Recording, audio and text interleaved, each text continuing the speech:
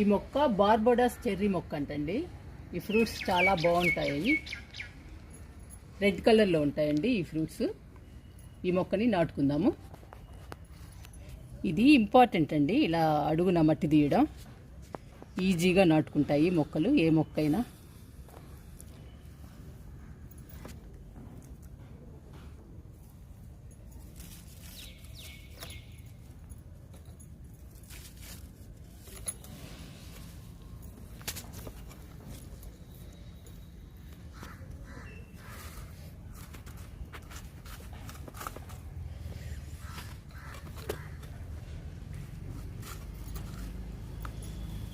Cherry మొక్కను కూడా నాటానండి.